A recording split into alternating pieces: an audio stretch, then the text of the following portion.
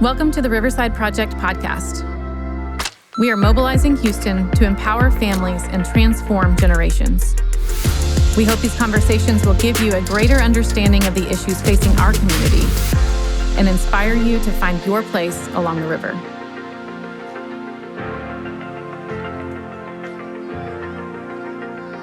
Hi, everyone. Today we have with us some really special guests. Leshia Fisher, who is the CPS Regional Director for Region 6B, which is all of the surrounding counties around Houston. And then we have Miss CJ Broussard-White, who is also the CPS Regional Director, but for Harris County. So we're super grateful to have you here with us today to take time out of your super busy schedule. You're always on your phone, always on your computer, always having to deal with some sort of issue. So the fact that we are all in the room together today and taking the time, I'm really grateful. So welcome. We're glad that you're here. Let's just start by explaining, what is it that you do? What does your day-to-day look like? What are the people on your teams? You manage a lot of people, right? How many people are on your team? Between the 4 regional directors, it's around 2,000 folks that are in this whole system of child welfare for our 13-county area. We work as a team. We cross over as we need to cross over in supporting our children, our families. But just going day to day, again, it starts as early as it needs to start. And making decisions about placements, making decisions about overall permanency, well-being, and stability. I mean, those 3 words are what we do every single day. And it can look totally different from where we are today, right now, to where we're going to be tomorrow. It's a big system, and it has a lot of moving parts. I always say that we're part of a puzzle. To try to define it is really hard, but knowing that we are making decisions that impact the lives of children and families, that's the core of what we are and what we do. I have about 11 direct reports. I'm responsible for a little over 600 people, and every day is different. It may be difficult to understand because you're dealing with the same subject matter, but it's different things that happen every day, which makes this job a lot more challenging than most people would think. Because you're dealing with decisions that impact people's lives, the child's life, the mother, the father, the extended family, foster parents, the judges, the courts, the public opinion. Right. You're involved in all of those types of decisions. We do complex case staffings. Anytime there is a complex issue in a case, that's going to be brought up to our attention. We're involved with fatality decisions. We deal with community and client concerns on a daily basis, depending upon what they are. We work very closely with our faith-based community engagement folks and community liaison folks to try and develop and build strong relationships like we have with your entity to make sure that we have all the resources we need. We work with providers to try and ensure that they're able to know what the needs are and meet those needs. And then we deal with our employees because we're also responsible for making training decisions and HR decisions on a daily basis, depending upon what's going on. Right. Development is really key as we have our staff involved. Making sure that they have the tools, the resources that they need to be able to make the right decisions while they're in the field is really important. We gather a lot of information as well to make sure that our public information officers have the information that they need in a timely basis, in a timely manner. And we do a lot of assessment of what works well, what didn't work, and what needs to happen in the future for developing good outcomes. Yeah, it's true. So with all of those roles and all of those decisions and all of those people, I would assume that the challenges are infinite, I guess. I mean, there's a lot of challenges when you have that type of responsibility. So what are the challenges that you face, that your caseworkers on your staff face, that the families that you're interacting face within the system that you're talking about? I guess I would say one of the biggest challenges that we have is the negative perception of the agency because it impacts our staff. It impacts the work that we do.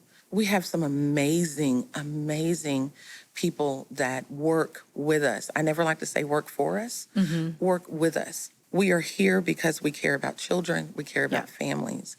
And the negative undertone impacts them on such a level that we spend a lot of time letting them know how much we appreciate them, how much we know that they're worth. And then we can hopefully move to the next challenge that's there. But right now, that's one of the biggest challenges that we face because so much is happening in the child welfare system, whether it's here in Texas or in other states. When people think about child welfare, they throw us all into the water, right?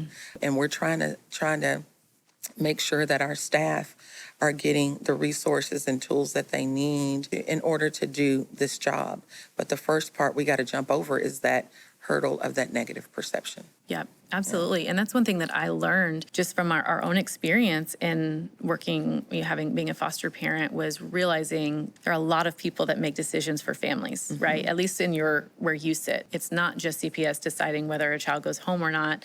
There are lots of attorneys, there are judges who are elected officials, there are CASA advocates, there are parents, there are all kinds of people who are coming together with, again, limited information, but trying their best. My perception has certainly changed just by being proximate. When you get close to someone, when you get close to an organization as we have, the perception changes because no longer is it them over there doing that thing that I don't understand, but there's these people with real hearts and real passions and real desire to see families stabilized, but we do what we can with what we have. And so I definitely can see that from the outside, and we work very hard to help people understand the difference there, that we're all in this together and you're not meant to do it alone. What are some of the things that the families face? That's another aspect. There's the aspect of how your staff deals with all of this, but as you walk with families, what do you see in terms of what their needs are?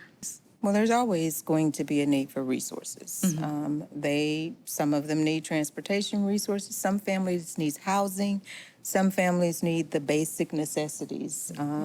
There's also the continued issue that in a society where you may not actually understand how different cultures live, the perception that the families have to go through with regard to that as well. We always operate from the position, and legally, poverty is not a reason for a child to come into care. That's something that's easily said, not always easily interpreted, because poverty impacts so many different things, which lead you down a particular path.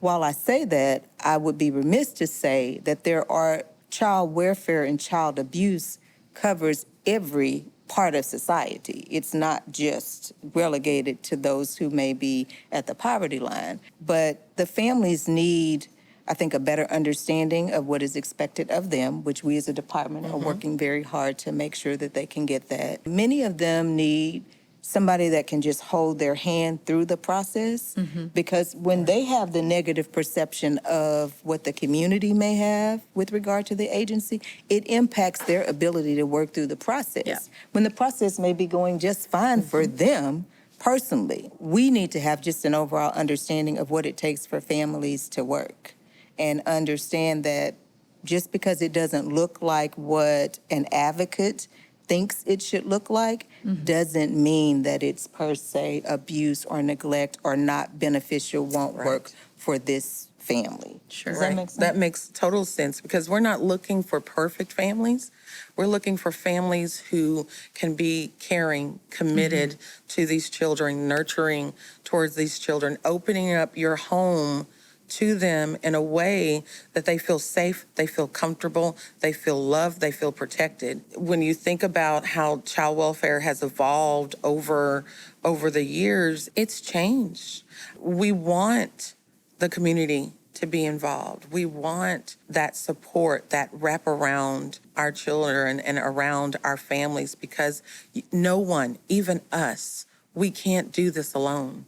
We can't. It's not doable by any means. We need that support. And so those challenges, it impacts everyone, even as you think about our kinship. And I tell people this all the time. If we were to call you in the middle of the night and say, hey, come get Leshia, come get little Leshia, are you going to be ready for that immediately? No, you're not. You're going to think about, what does that mean for myself as a potential caregiver? What does that mean for the people who are living in my home? How is that going to impact me financially? How is that going to impact me emotionally? How am I going to pull all this together? It takes time. It takes a village. People need to understand the system, and they need to be patient with it, and patient with the people who are trying to help and support it. I also think that families, as we move in the future, will need more resources that deal with mental health, therapeutic resources, and a better understanding of how you work through substance abuse and domestic violence situations. One of the things that we talk a lot about with our partners, when we talk about Upstream and the reasons why kids enter the foster care system, the things going on with families, what we often don't see, really never see, are really stable, well-resourced families on the side of the river just throwing their kids into the water, right? That's just not what happens when we talk about going upstream. What's really happening oftentimes are entire families trying to keep their head above the water while also trying to keep their kids' heads above the water. And for whatever reason, it can't happen. And so that might have to do with poverty. It might have to do with the fact that they, lost a job or couldn't secure housing for some reason. We saw a lot of that type of thing, not necessarily a spike in child welfare, but even with Harvey, people understood sometimes people have the resources and we're able, to have a disaster or a catastrophe happen and bounce right back from that, right? It'll be a struggle, but we can make it work. Then there are families who are doing the best that they can and need a lot of help, and they're one flat tire away from having a situation with child welfare. And so what we want to be able to do is help our community understand that those families are in our churches. And if they're not in our churches, they're in our communities. And so what can we do to see them and to show up way before we end up having a case on your caseload, right? But that's hard. It requires messy, and it requires uncomfortable, and it kind of requires for us getting out of ourselves and seeing what's happening in our community. And you mentioned mental health as well. So adding trauma to that and the impact of trauma that perpetuates. We got a lot of work to do. A lot of work to do. We got a lot of work to do. As the church, even as the community, I think many people have a little bit of a perception too of that's their problem to deal with. That's why we have a system. I mean, I think it's obvious that doesn't work. You told me at an event last night, you mentioned, I can't do this on my own. The state is not meant to parent our children. They're meant to keep them safe, right? They're to protect them and get them to the side of the river. What does that experience look like from your end? We simply need people to understand what we're dealing with. First and foremost, you've got to have the knowledge. If you don't have the knowledge, if you're not educated, as I talked with you guys about exposure, empowerment, engagement, and experience, those are really key elements for anyone that is involved in this system. We can't do this by ourselves. It's not possible. We need the community. We need people to say yes to our children, understanding that if you go back 20, 30 years ago, yes, we were having babies. We were having the little bitties, and people would come to the agency in order to help support those. But that population has changed now. We are getting older youth who have mental health issues, who have juvenile justice issues, who have been disconnected from their families. They're older, they're more challenging, but that doesn't mean they don't deserve to have a family. And so knowing what our system looks like will help anyone to formulate a plan of action accordingly. We tell our staff every day, child welfare is about change. It's always moving, it's always evolving. Sometimes we're up that river, and sometimes we're paddling, going back against the tide, sometimes against that whole system. But it's changing, and we have to change with it. And that's some of the work that needs to definitely be done. I would agree, and I think the data shows that we are not good parents. I don't think that we will ever be able to be a good parent. And when I say we, I mean the system, DFPS, the child welfare system alone. What we have to understand is that, as you stated, it is a community issue. Whether it has hit your front door or not, it is still a community issue. And if we don't come up with a solution, it is going to eventually come to your door, because systemic issues just don't go away on their own. Families have changed, as Leshia has said. Families are to the point now to where many of them are saying to us, at least in my area, I don't know what to do with this child, my child. You take my child, make him better, and then I'll come back and and take my child back. I don't have a magic button Right. that I could push. Yeah. But as a community, we have to figure out how to make this work. And unfortunately, I have heard several times, this is a DFPS problem. This is a CPS issue. This is not, our issue. But in actuality, it really is, because the children, they don't live in DFPS. They live within our communities, and they're a Right. part of our communities. And while we are the agency that is charged with keeping children safe and trying to make sure that these children have some chance at life, we recognize, because the child welfare system has shifted. Let's not have a discussion and not acknowledge that there's been a major shift in child welfare. Correct. We did what we thought was best back then. We've gained better knowledge. Now we know how to get better moving forward. And we realize that we cannot do it alone without the community, the churches, the extended family, the friends, the schools. We need to all try to coalesce and do it together. Now, we understand that at the end of the day, the way that our system is structured, it is our responsibility. Well, that's your role, like that you have a role to play and you know clearly what it is. Absolutely. Right? But that's just not the only role that exists, because that role by itself isn't enough to change the entire river. Absolutely. And I That think is being true. able to say that and recognize it, I would love to change the narrative from this is your problem or their problem, or, this is something we all have to do. But no, this is something our community gets to do. There are kids in our community and in every community that struggle. There are families in every community, because we live in a broken world where there are bad things that happen to our families. But we as the community get to step in and care for families and pull them out of the river and then plant them in on the side. That's something that I would love to say that the Houston community can say, we get to do this together. And it's not just on you. It's not just on me. It's not just on this church. It's not just on that nonprofit. It's on all of us. There is a quote from a book I think I mentioned to you at one point that says, every system is perfectly designed to get the results that it gets. And I remember your response being like, oh, that's kind of depressing. I don't know if I like that very much. And I was like, well, it's not just, I think the reality with it, though, is every system is perfectly designed to get the results that it gets. Therefore, our community, if what we see in our community are results that we don't love, that we want to see change, we don't want kids to be without a home. We don't want kids aging out of foster care. We don't want these results. Well, currently, our system as it is, that's where we're getting. That's the best we're getting. Therefore, what is it that's missing? What's missing in the system, and how can we shift that or fill in a gap? And I would say that the gap that we're seeing is that we need more people from the community to step in. Absolutely. And like we talked about last night, that's not just foster a child.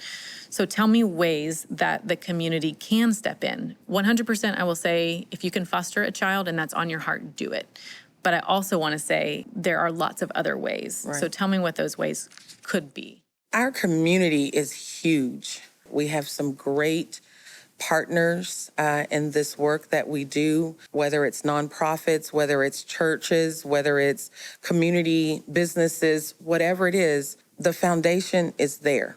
So if you have a want to do something, it's there for you to touch. It's there for you to reach out and grab. Mentoring is a big, big, big topic right now. All of our children, and I like, Amber, that you said ours, because they just don't belong to DFPS. It's all of our children. All of our children need positive interaction, and they can get that with mentoring. Find a program in your community that is offering mentoring, whether it is in a school system, whether it's a nonprofit. They're going through so much already. Let's give them something that they get to look forward with, One of the school systems in one of my counties, every Wednesday, I know that I'm going to have a mentor go and meet with this child. And they look forward to it. It's one of their positives. They've had a bad week, but come Wednesday, come hump day, they know such and such is going to be there. And it's going to help them get through the rest of their week. So mentoring is needed. Find a place, find a space. And do some work and support there. There are many opportunities available for anything that you would like to do to help with the child welfare system. And I would also ask that people continue to actually take the time to get informed, to get educated, to truly empower themselves with knowledge about what the child welfare system really looks like, and then participate wholeheartedly in the dialogue. I think that one of the things that the community could really do to help us move and navigate our system to where it needs to be is really have a very frank and open, even-sided dialogue about DFPS, child welfare, because none of us take it lightly that we are working with the lives of children and families. Yep. And we approach it from the position of, this could be my child, and this could be my family, and this could be me. Absolutely. There's an element of built Absolutely. trust there, right? We talked about when we come together in a room, it no longer is just what is it that we do? It's really people coming together and looking at each other eye to eye and saying, okay, let's figure this out together. What could it look like? There are lots of different solutions if we're all coming to the table. Yeah, and I would agree with CJ. Accountability has to be held by all of us. And yes, if mistakes are made, we're going to take the ownership. We're going to fix it, because at the end of the day, neither one of us are perfect. We learn through mistakes, but we also learn through triumphs. And there's a lot of positive things going on in this system that a lot of people don't get to see because they get so focused on that one negative issue. Spend a day with a foster parent. Spend a day with a youth that is in foster care. Spend a day with us. And know and see what we do, because we sadly sometimes go home crying at the end of the day. We are the ones who sadly we're angered by decisions that are made. Some we make ourselves and create the problems, but sometimes it's the system that creates it, and we can't change a system by ourselves. It's really important to acknowledge that we need help. It may not mean that you can foster. It may not mean that you can adopt, but you can do something. Whatever the gift is Whatever that it is, you have. whatever the resource, whatever the talent, just Like show you- up and we'll find a place for you. Yes. Like you said in one of your presentations, that barbecue cooker, that guy, Yes. he couldn't foster, he couldn't adopt, but he could cook. And so providing food to whatever event is coming, whatever that need is, that was his gift, and he gave back. So find out what your gift is and lend it to the system. As we wrap up, any last things that you would say in terms of how the community can step in? You know, we also partner with some churches who are really interested in just supporting your caseworkers, being able to make sure that they know, hey, you're loved in this community, you're seen in this community, you're appreciated in this community. Is that something that we can coordinate and find more churches to do? I would say yes. I don't know why I asked that as a question. It is. I assume that would be helpful. It does. And we have organizations that will come in and do that. I mean, it would be wonderful for that community support. Anyone, if that is on their heart to do, they can reach out to you and your organization and connect them with us. As we look towards the summer and our kids, we haven't mentioned children without placement. That's a big issue right now. Children who don't have a placement to go to, and finding support for them and building in a program for them for this summer, if that's on someone's heart to do, absolutely. And again, it's just volunteering, finding that agency, finding that nonprofit, and inquiring, like CJ said, educate yourself will take you a long way. As my pastor always says, the need is the call. So where you see the need and you can meet it, that's your call. I don't think you will ever find a time where we will say, no, we don't want your help, or we don't need your help, especially when it comes to providing some type of comfort, some type of provision for a child or a family, and even for our team members, because we all need that. Prayer is very important. So coming in and being able to have team members voluntarily participate in those types of events is a welcome thing for us. Absolutely welcome. We've got work to do.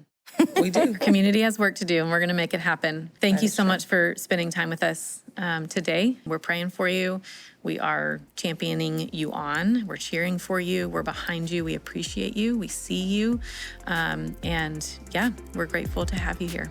Thank you for Grateful. having us. Yes, course. thank you. Grateful for your voice. Absolutely. Grateful. Appreciate it. To those listening, we hope these conversations have inspired you to find your place along the river. And we welcome you to join us in bringing hope and renewal to the city of Houston. If you'd like more information on how to get involved, please visit riversideproject.org and submit a contact form. We'll see you next time.